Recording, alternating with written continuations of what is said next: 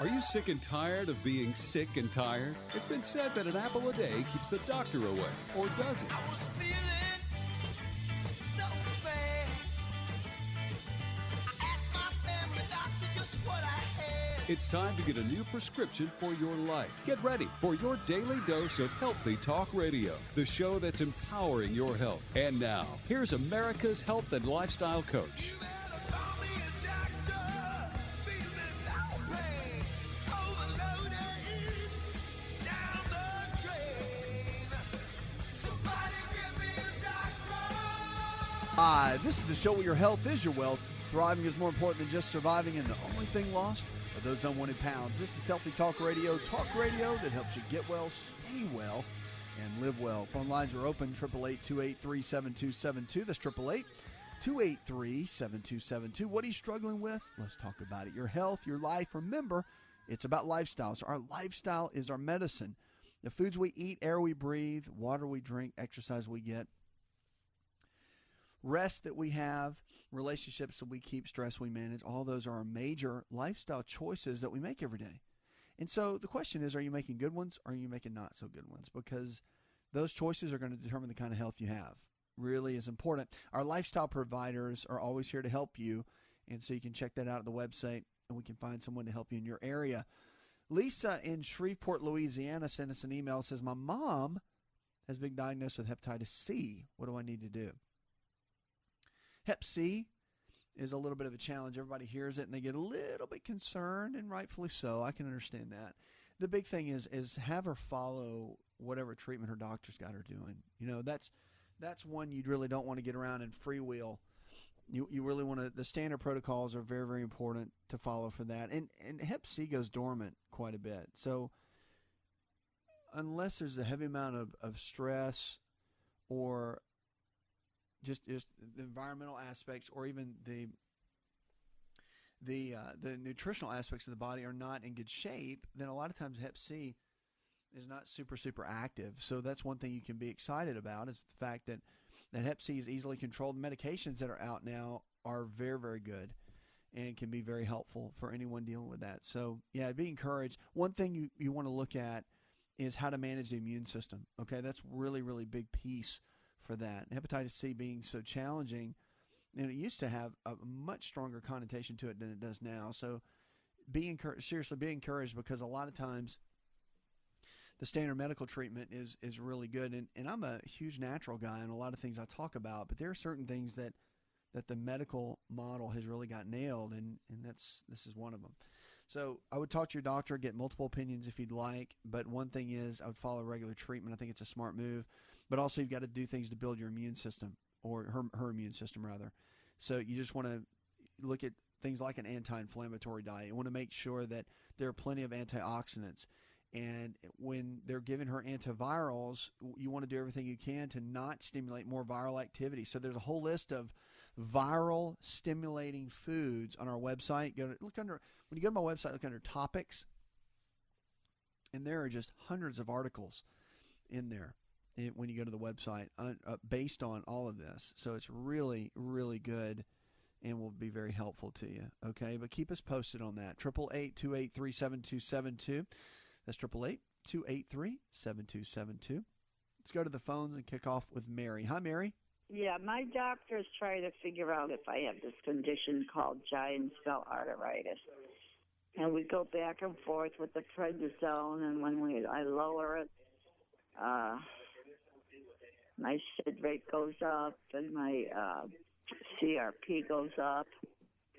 But then when I take 40 or 50 milligrams of the prednisone, it's not too much improvement in my symptoms. But right now, I'm taking 15, and I have horrible dizziness and headaches and all the symptoms. And then I did get my results today, and they were high, and they were elevated again. So the doctor's trying to make sure I don't have another infection somewhere in my body, like a sinus or something else. He said it sounded like I had sinusitis right now. So I was going to ask you, what are the symptoms of sinusitis? Well, it can be different for different people, but mainly you get the runny nose. You can have stuffiness, a lot of pressure that's constant. Because remember, itis is an inflammation. So when the sinuses are inflamed, they become swollen and red. But one of the big keys you have to look at is why that's even happening. And one of the main reasons that sinusitis is consistent many times is we think about histamine. Okay, well, histamine is produced by the mast cells, the basophils, in our blood and our stomach. And so what happens is these excess histamine is built up when our body's not breaking down proteins very well. That's one of the main reasons we have sinusitis. You have allergies and even a lot of the asthma that we see is because of the foods we're eating every single day is creating so much that the body is not breaking foods down effectively. The proteins aren't breaking down very well. When that happens, then we seem to get a lot of issue with it, and that's where you see a lot of chronic sinusitis. So people that eat a lot of wheat products and dairy products, if they're highly allergic to them and just don't know it, or they have maybe a middle grade allergy to them where they can kind of get by, things are okay, but at the end of the day they don't feel great when they eat those foods, but they eat those every day. They just think they're part of their staple diet. That's where you start getting a major issue with it, and that's where the challenge comes with the sinusitis, is because even though you're trying to treat it, you're working on treating it, the underlying daily lifestyle choices that you're doing, you're thinking that it's just the cat dander or the pollen, but it's your underlying everyday habits that's really wreaking havoc in that area, and that's where a lot of the challenge happens, and what you have to really look at. So that's one of the big pieces that when you're dealing with sinusitis, there are things like proteolytic enzymes that are really good, helpful to break down the foods, and can help cut down a lot of the histamine. That makes a difference. And also one thing to look at, which I think is vital and very important, especially with sinusitis, is making sure you can get into fruit like bromelain. Pineapple, it's a fantastic way to go, really is. But I would look into some of those items and get a gut healthy. When the gut is healthy, everything seems to be healthy. Okay, that's where it all starts. 888-283-7272. That's 888-283-7272. Lines are open. Give us a call or go to the website. Go to InShapeNetwork.com. That's InShapeNetwork.com. That's where everything is. Of course, if you're looking for articles, we have all kinds of articles. Click on topics, and you can find a lot of what we talk about here on the show and our newsletters that go out. Different things that I write about, talk about. It's all there and all listed at the website. That can really be a help to you and encourage you along the way and help you get where you need to go with your health and your life. So there's a lot of conditions. Clinical depression is a hot topic. It really is. We're seeing it more and more. As a matter of fact, it's the number one prescribed medication are the antidepressants, the SSRIs. I mean, it is a huge business. And a lot of people struggle with it. They really do. It becomes a big challenge for so many. So there's a lot of conditions that can feel like clinical depression, but it's really not. Okay, so you got irritability, a lot of the feelings that people have, insomnia, decreased appetite, loss of interest. But here's some things that can really cause that. Number one is vitamin D deficiency. Get your vitamin D checked. It's a big one. The other one is hypothyroidism. If you're hypothyroid, it can seem like you might be depressed, but it really may not be. Low blood sugar, if you deal with diabetes at any level, or hypoglycemia, people that have blood sugar fluctuations can really mimic depression. Dehydration, not getting enough fluids. Food intolerances and allergies can be a super major issue for a lot of toxins that can build up. And caffeine withdrawal, the caffeine blues sometimes can be that as well.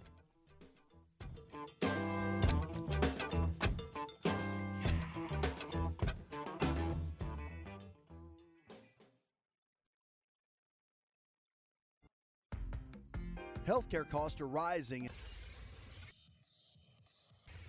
To find out more, connect with On Call Radio online at InShapeNetwork.com.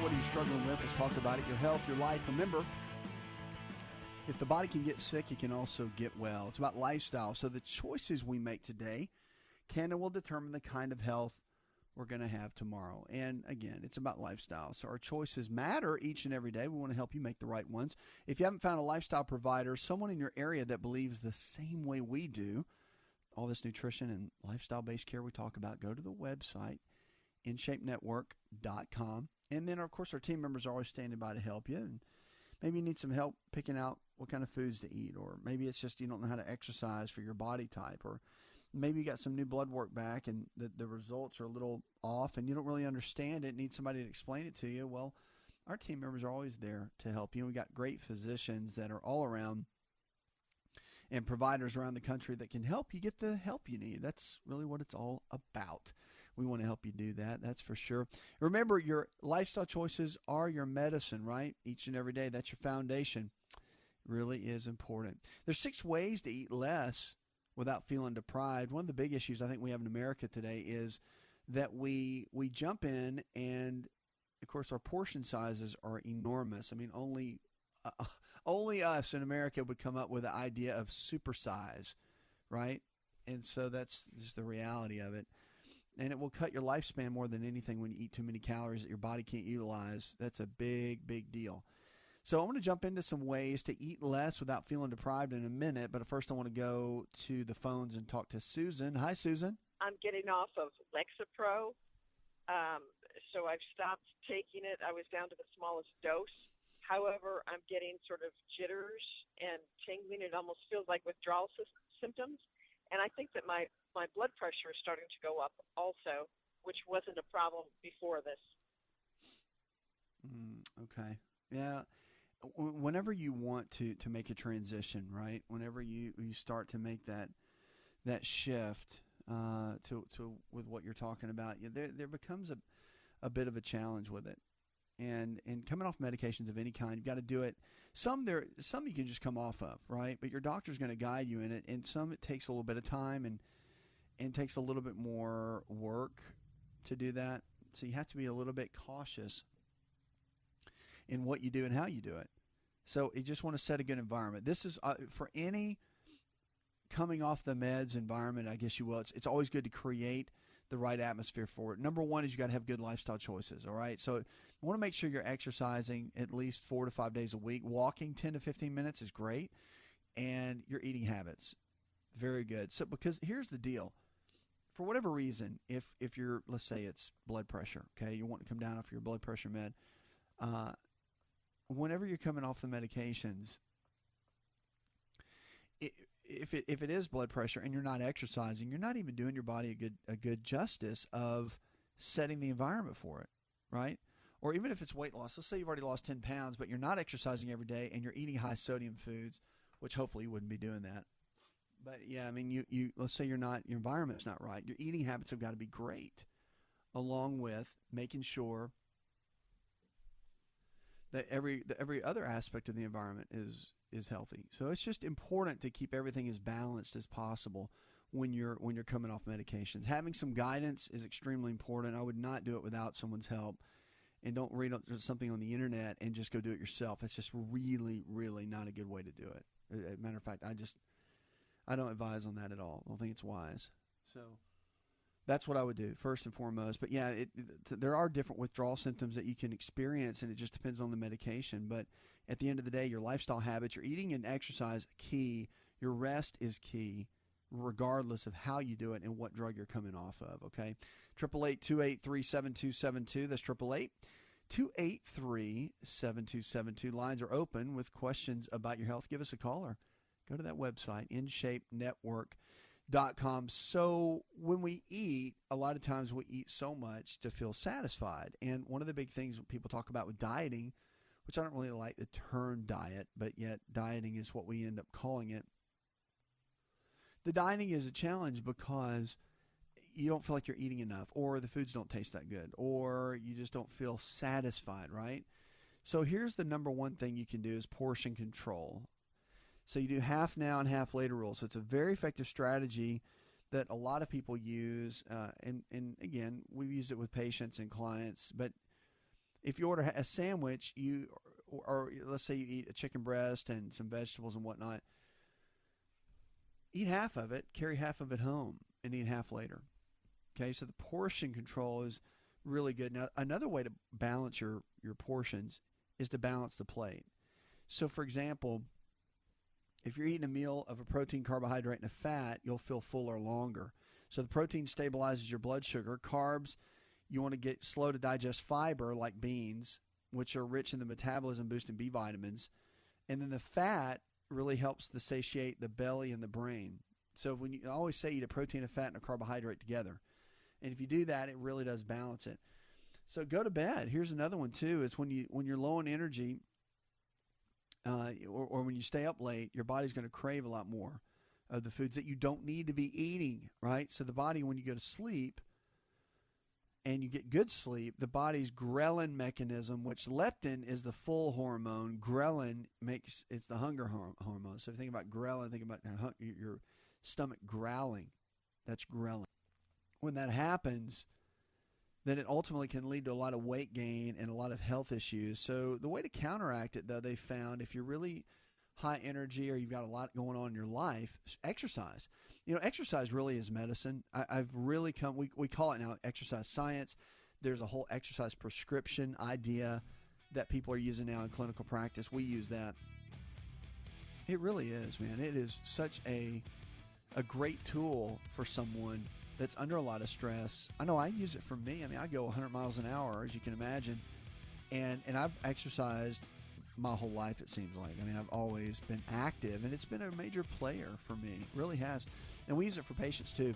Another one is downsize your dinnerware. That's the whole idea of smaller plates. You don't put as much food on it, right? Those humongous plates that we have in the South. I mean, we have huge plates in the South, right? Downsize your plates and your silverware. That's another great tool for portion control. More Healthy Talk Radio. Go to InShapeNetwork.com. Hi, it's Asa. I'm giving you a copy of my best-selling book for free to help you in your health journey today. I'll pay for the book. All you do is just cover the small shipping and handling costs. Go to AsaRx.com and get your free book today.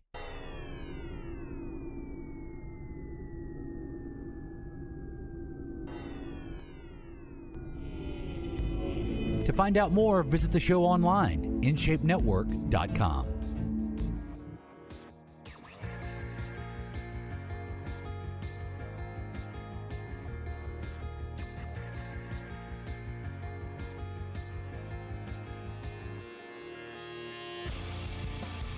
Did you know that food is powerful? The foods we put inside of our body each and every day, they become our body. And I have learned more and more than ever that our food is medicine. It is. And I like to highlight different foods just to talk about what they can do, how powerful they are. And it's funny because a lot of the medications that we see today are derived from plant-based sources. Matter of fact, we see a lot of those coming from the plants themselves, and it's pretty amazing at how that happens. So our food is medicine in so many different ways. And so we have to realize that so much of what we do with our eating habits determine the kind of health we're going to have, and that's what we talk about here so often. So I want to talk about a powerful nut that is, I think personally, it's the healthiest out of all of them. Like when you read the research, they're all good. All tree nuts and nuts and seeds and all that have all kinds of different benefits, but this one is, in my opinion, one of the tops. And if you can add this into your diet on a regular basis, I think you'll see some really good benefits. It's something that I attempt to put in my diet on a regular basis. And we're talking about nothing more than walnuts. Walnuts are powerful. They've been studied and evaluated in the research for all kind of benefits. Number one are circulatory benefits. Vascular reactivity is what's talked about. And so just a handful of these nuts, let me just tell you this. 1 ounce is about a handful. 1 ounce is about 25 pieces, which equates to about 15 grams of fat, which is nothing. I mean, we need to be taking in, depending on your body weight, I always say about 0.55 times your body weight or something along those lines. It really is important. If you do times, it equals about, I would say about at least 0.45 times your body weight. Depends on if you're an athlete or not. But yeah, I mean, it's extremely important to do the right amount. 0.45, 0.55, it just depends.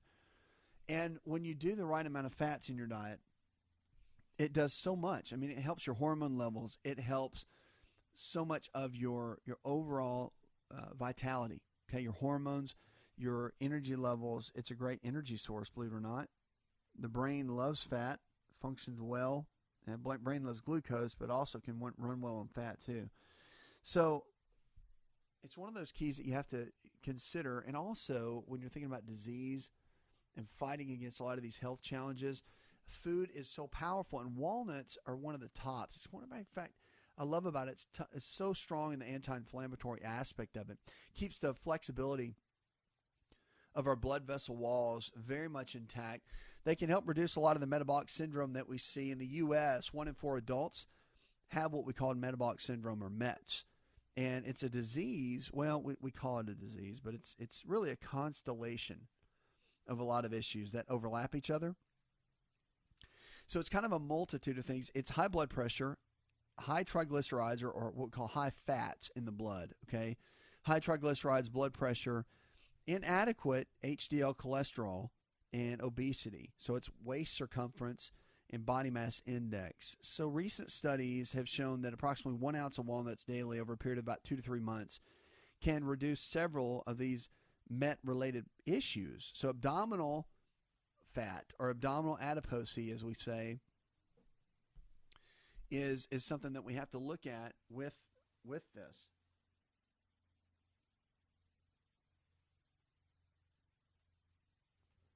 It's interesting when you look at it overall, because the treatment of so many different medications can be not only just helped but supported by eating walnuts every day. So a handful of walnuts every single day has been shown to decrease abdominal adiposity, the weight, the spare tire, okay, by about 6%. That's pretty amazing, right? No other nuts have that in the studies. And so type 2 diabetes is another big one. So you want to regulate blood sugar. Type 2 diabetes is a big one that we see, and there's a variety of different measurements and blood vessel functioning.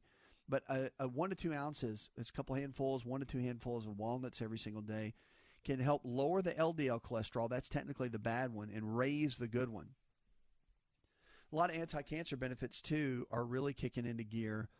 So with the wide variety of antioxidant, anti-inflammatory nutrients that are found in walnuts, it's really not surprising to see the research that shows measurable anti-cancer benefits. Chronic inflammation is there, and what's also interesting about it is that about 3 ounces a day, so for prostate cancer, it's evidence a little bit more on the stronger side, but for breast cancer, even more, that for these two cancers, strong anti-cancer benefits with eating walnuts on a regular basis. So pretty amazing.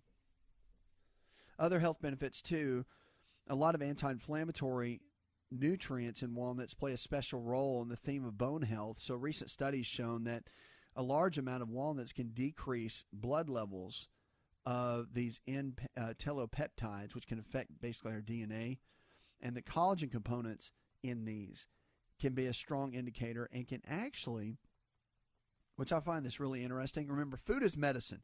All right, we're talking about walnuts. And look how just 1 ounce, one handful of these nuts every single day can do so much with your cardiovascular health. They can help with type 2 diabetes. They can prevent metabolic syndrome. They can cause you to drop 6% in your waistline. I mean, that's amazing. Anti-inflammatory benefits. And the other piece is that it can increase bone density. This is pretty amazing. So you think about, okay, well, if I drink my milk, I'm going to have stronger bones, right? More bone density. Well, it's not the case. They're finding now that even eating walnuts, because the high omega-3 fatty acids are having in them now tons of fatty acids. That, as a matter of fact, is the highest. So if you think about fish oil and how good that is for you, a handful of walnuts every single day is a high amount, super high amounts of omega-3 fats that can help. Plus, they have melatonin in them.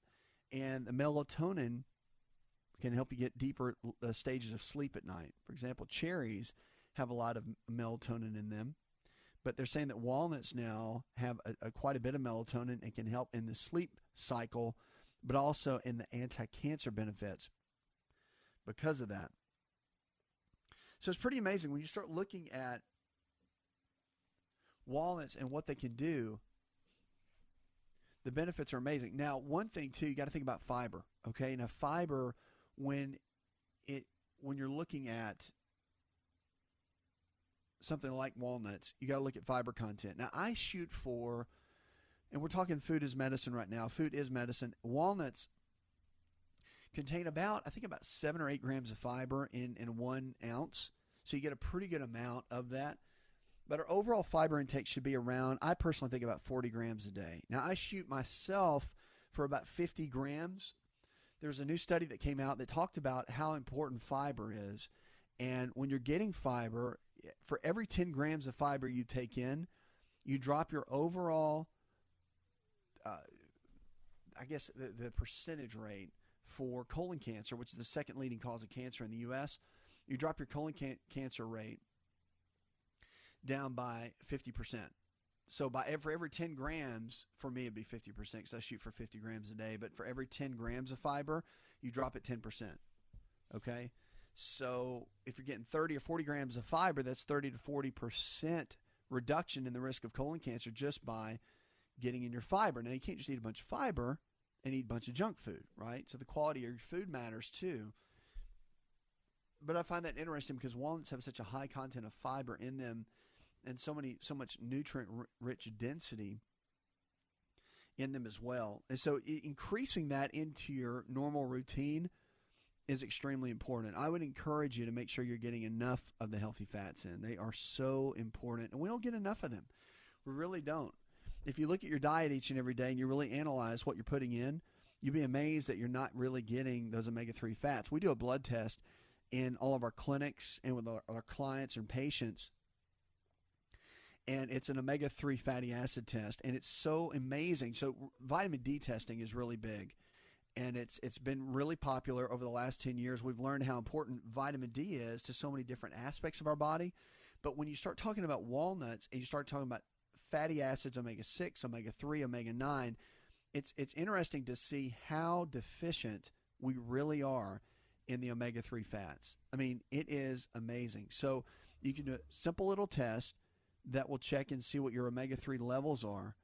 And then through that, you can see the balance between the omega-3, 6s, and 9s, and you'll be shocked. I mean, I had someone the other day who just didn't really eat omega-3 fats at all. They wouldn't eat nuts. I couldn't get them to eat walnuts.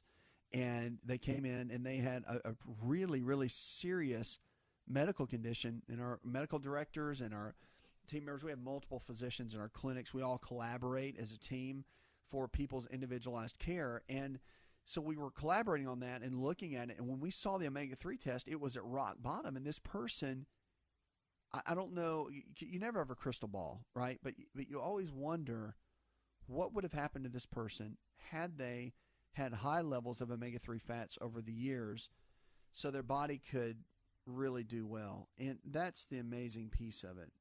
And so it's interesting when you look at it, at what really is there. So walnuts are powerful. So just to recap, walnuts, food is medicine. We're talking about walnuts, cardiovascular benefits, reduces inflammation. They're great for reducing metabolic syndrome, cutting down the cholesterol, the triglycerides, and also cutting down 6% of your waistline. You want to get a trim waistline, eat walnuts every day. Type 2 diabetes, one of the number one foods to ward it off. Anti-cancer benefits we know with colon, breast, and prostate. And then another increases bone density. It's one of the best sources of omega-3 fatty acids that we have outside of fish oil. And so, again, an ounce, a handful of these walnuts every single day can make a tremendous impact in your health. It's simple. Food is medicine.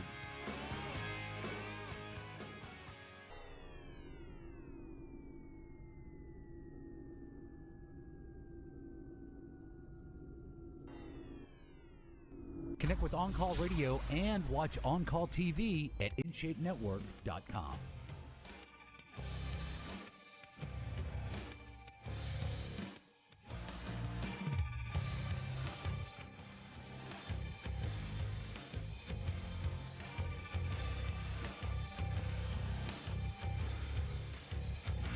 What are you struggling with? Let's talk about your health, your life. Remember, if the body can get sick, it can also get well. It is about lifestyle, so our choices really do matter. If you ever get injured or had any kind of injury, we've got a great company you could check out, American Accident Center. Go to AmericanAccidentCenter.com and check them out. Just a lot of people can get injured easily at work, or maybe you've had an auto accident, something that, one thing I really get challenged with is people have an accident and they don't get any care. They'll go get an x-rays and maybe think nothing's broken and be fine. And years later, that we get them in our clinics, the Center for Lifestyle Medicine, they end up coming in. When there's so many benefits, if you do get injured at any level, you have to get some type of injury rehab to really get your body back where it needs to be. And so, the great thing about it is it usually gets covered completely by your auto insurance. They'll cover everything. They have these personal injury protection policies that cover everything at 100%. You don't pay anything. And so you can really get quality care. I would encourage you to take the time out. If you do get injured, if you have a slip and fall, if you have any type of injury of any kind, to get in touch with these guys, AmericanAccidentCenter.com is where you can find it, AmericanAccidentCenter.com. Just go to the website and easily get the help you need. But yeah, it's one of those deals that if you're injured at any level, you want to get the right help. And again, it's about lifestyle, right? If you're injured, you can't exercise the way you want to. And if you're injured and your body's not functioning well, then you can't really think about health and wellness, which is a big key. And so I'm really big on injury rehab. I think it's very important. Check those guys out. Louisville, Kentucky, we've got one. Winston send us an email. It says, I'm a marathon runner, and I have noticed I get very tired after my morning run. Should I start running at night? Well, I think it's a good idea. I think that you can look at running at night. I think it's a wise choice to do. I mean, one of the things, if you're just running, period, I'm excited, right? If you're just exercising at all, I get excited. One of the things you got to, with running, I think it's a rhythm, and you have to find your rhythm, right? You have to find what works great for you. And what works great for your schedule. I mean, that's really the best piece of it that you have to figure out and understand is what works best for your body type and your schedule and the way you like to do things. And once you figure that out, I think that's the rhythm. It's better to do that than to force it, right? To work out at a time when, or to run at a time when you don't like it, when it's not convenient, when your body's not accepting it very well. You want to be in a place where you're thriving, not just barely making it. And so that's one of the big pieces of it, is to make sure that you do it when you love it. That's the big key, right? Because you'll continue, if you do that, you'll continue to do it, and you'll be consistent, and that's where you get the best results. It really, really is. 888-283-7272. Lines are open with questions about your health. Give us a call or go to the website, InShapeNetwork.com. Your mom was right. A good night's sleep can help keep you healthy. It is. I keep hitting sleep a lot, but I'm telling you, man, it's a big deal. It really is. Scientists have confirmed it. Good night's sleep can keep colds and other infections at bay. Matter of fact, it's 28% higher for those who get regular shut-eye and sleep well than those who don't. For the other infections, including the flus and all that, short sleepers had 80% higher odds of having an infection over those who slept around 8 hours. So people who sleep 5 or fewer hours on average are substantially increased risk for both colds, whether head or chest or infections or others. And again, Eric Pranther, who's an assistant professor of psychology at the University of California, San Francisco, said the researchers also found that people who have sleep disorders or other have told their physician that they have sleep troubles about 30% of the time. Experts can't say for sure why lack of sleep helps, but they know that it increases the overall immune system. And that's what it does. I mean, they're not listing it, but they know that it affects T cells, and well, that has to do with the immune system. So we know it. We know it does. And most people will tell you that you can even do 7 hours and be okay, but it all depends on your body's adaptability and how well your lifestyle choices are on a regular basis. I mean, if you're eating healthy and you're exercising well, then that's kind of a check off of the list. So you want to make sure that you're doing the right kind of things, and you're eating the right kind of foods, and you're exercising and getting the rest. It all goes together. It really does. But the findings were all in the Journal of the American Medical Association recently, but they said that those that slept, other factors such as lack of exercise could help explain it too. The data suggests that sleep may be altering the immune function in some way overall. And that's what they seem to find to be the most challenging with so many, is that. So people can become better sleepers. You just have to set a time during the day to make that happen. And really, that's the key, more than just about anything else. 888-283-7272. That's 888-283-7272. Give us a call or go to the website InShapeNetwork.com if you're looking for a lifestyle provider, someone in your area that believes the same way we do, all this nutrition and lifestyle-based care we talk about. Then go to the website. You can easily find someone to help you go to the next level with your health and your life. Emma in Jonesboro, Arkansas says, what's the best advice for sciatic nerve pain? You know, I tell you what, sciatic nerve pain comes along the lines of that injury rehab. There's usually an injury of some kind to the sciatic nerve. There's irritation, there's inflammation, and that can easily be worked at with a chiropractic physician or some form of lifestyle medicine-based rehab that can really help. So I would check that into some of that, maybe get to our website, go see one of our clinics, the Center for Lifestyle Medicine, and get some help that you need. Puts another hour in the charts. I want to thank our producer, Jay Patrick, engineer John Garrison, and the rest of the team. Go tell one person something you learned on this show. Together, we can transform the health of our friends, our families, and our communities. You're listening to the show that helps you get well, stay well, and live well, where we're diagnosing hope one person at a time.